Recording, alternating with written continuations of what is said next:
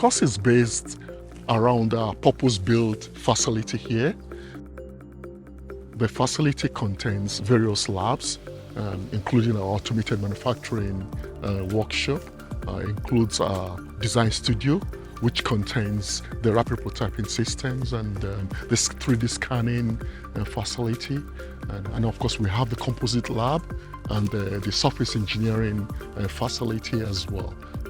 The students are able to have hands-on and almost one-to-one opportunity to be able to use the equipment freely and be able to gain experience in doing this in all the areas.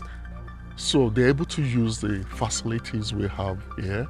They're able to use the design studio, use the 3D printers, use the 3D scanners, the automated manufacturing equipment we have.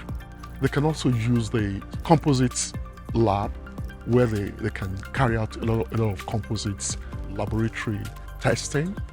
Also, we have the facility for looking at the energy and environment areas, including, for example, a scaled-down water filtration system in which some of the students have carried out some of their projects. Course also has the group design project, which is based around industry scale problems, like maybe the Shell Eco Marathon, or in the past, the Formula Student problem, and currently looking at the green power car, where they can use this for doing their design. The course is supported and taught by multidisciplinary experts who are research active, and they cover the wide range of expertise in mechanical engineering and mechatronics, covering the finite element analysis, covering composites, the advanced manufacturing processes, covering aspects of robotics and embedded systems and Internet of Things, and the aspects on surface engineering and laser processing, as well as energy and environment.